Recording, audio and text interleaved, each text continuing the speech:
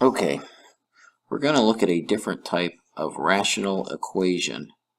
And this time, our variable, or what I will always change to as an x, will be in the denominator. And what you're going to see is we will treat these problems exactly like the problems we did before. We need to find the common denominator or the least common multiple, however you want to think about it. And we see that we have an x, a 3x, and a 3 in our denominator. So our least common multiple or our common denominator in this problem would be 3x.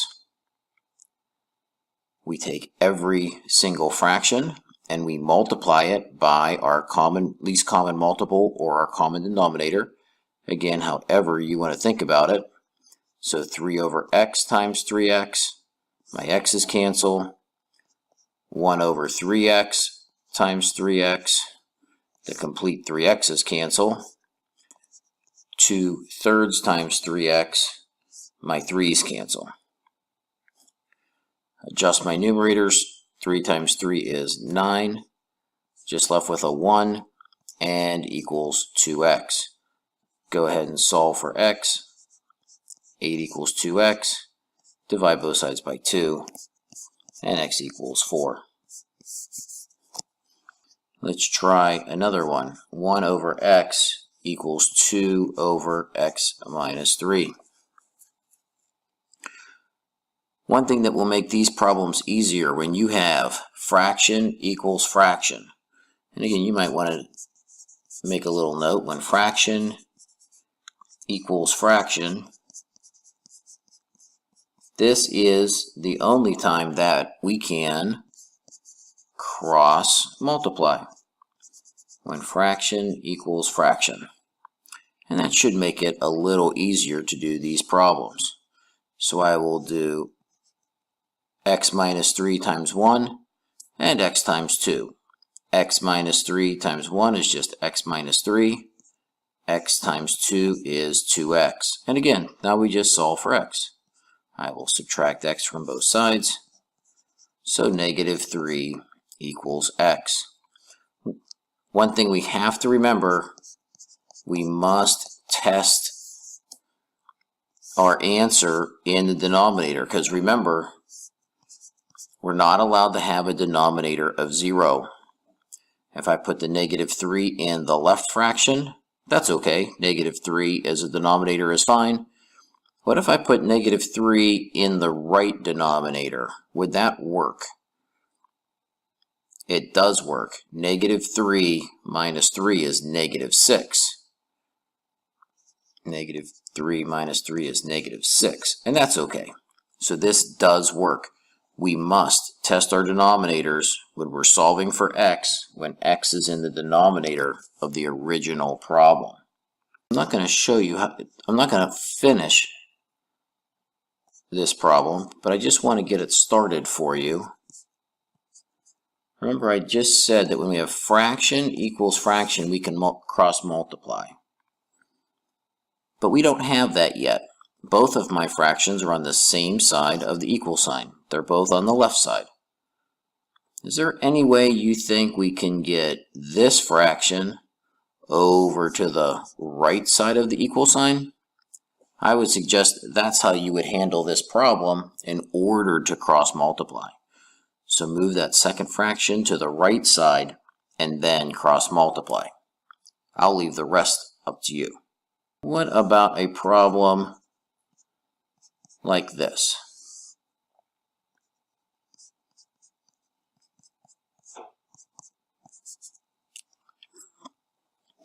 Well, first thing we notice is we have some x squareds, and that won't be too much of a problem for us at first. I have a fraction on the left, but no fraction on the right. Now remember what we said. When we have fraction equals fraction, obviously I'm abbreviating, we can cross multiply. But on the right, I don't have a fraction. Or do I? It just equals 2. Well, by now we should know we can just force that to be a fraction by putting it over 1. Now we can cross multiply. Well, 1 times anything is just that something, 6x squared minus x minus 1. And what about 3 parentheses x squared plus 1 times 2? Well, that's just 6 parentheses x squared plus 1, because 2 times 3 is 6. Let's go ahead and distribute that 6, and we get 6x squared plus 6 on the right side. Now we just need to solve for x. Maybe we minus 6x squared from both sides. And we see, wow, a lot of stuff goes away. We just get negative x minus 1 equals 6. Add 1 to both sides. That means negative x equals 7. And we have to divide by a negative 1 because we never solve for negative x. We solve for positive x. So x equals negative 7. What was my warning? In every single problem we have to test because we have an x in the denominator. If I put negative 7 in there, would that work out? Absolutely. We would not get a 0 in the denominator, so that is a good answer. About a problem like this.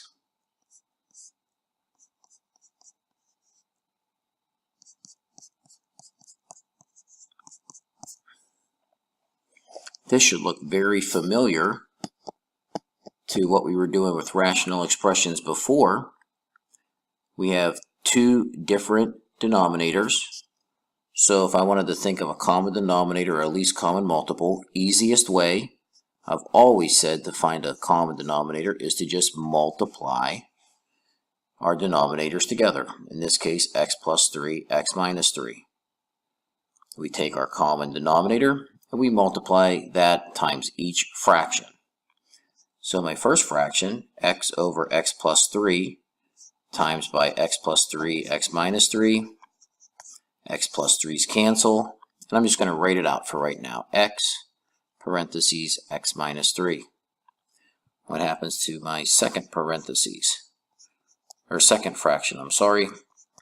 1 over x plus 1 over x minus 3 times x plus 3, x minus 3. This time the x minus 3's cancel. And that just leaves me with an x plus 3. And on the right, I know that anything times 1 is just that, anything. Now it's time to get rid of fractions, or parentheses. X squared minus 3x plus x plus 3 equals, and if you need to, you can go out to the side and FOIL this. Or we might notice that that's x squared minus 9. I'm going to simplify the left side. That's x squared minus 2x plus 3 equals x squared minus 9. X squared minus 2x plus 3 equals x squared minus 9.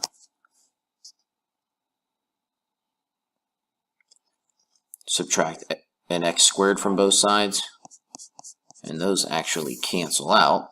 So now I just have negative 2x plus 3 equals negative 9, minus 3 from both sides. Negative 2x equals negative 12. Divide by negative 2. X equals 6. And we have to test.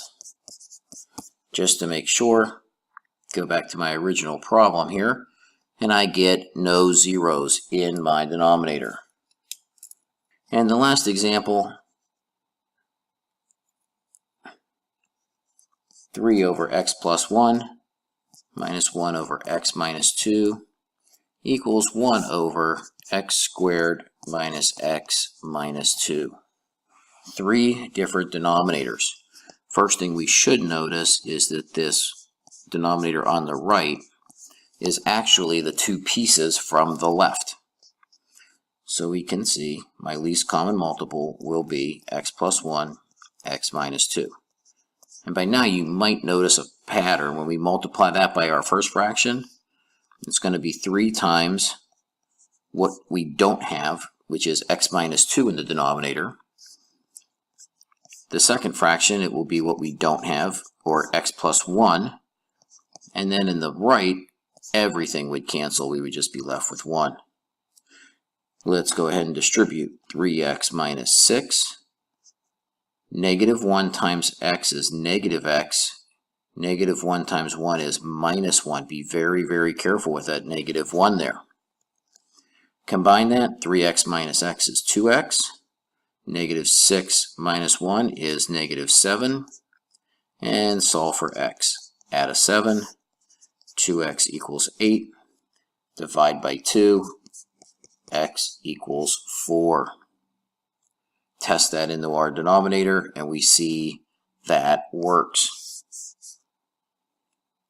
So that's a valid answer.